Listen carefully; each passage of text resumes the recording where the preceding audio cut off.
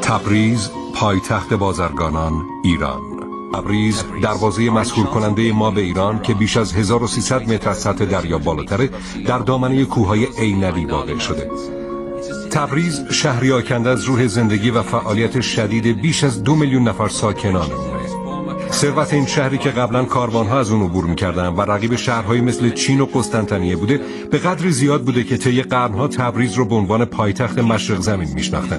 کلید موفقیت تبریز کار و تجارته. بازار سرپوشیده و خارق‌العاده‌اش نیروی محرکه سراسر شهر. من در زندگی خودم بازارهای زیادی دیدم، اما آشکارا بگم هرگز نتونستم مکانی به این عظمت رو در ذهنم متصور بشم. اینجا شبیه یک راه پرپیچ و خم و عظیمه که انسان ممکنه یک روز تموم در اون گم بشه. اما به راستی چرا اونها چنین بازار عظیمی دارن؟ قبل از هر چیز علتش اینه که تبریز مرکز عصبی جاده ابریشم در ایران بوده. بنابراین قرنها همه کالاها در اینجا جمع شده.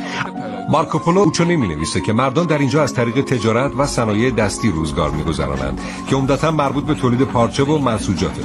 اونا انواع مختلفی از پارچه‌های زیبا و گران قیمت رو از الیاف ابریشم و طلا می‌بافند.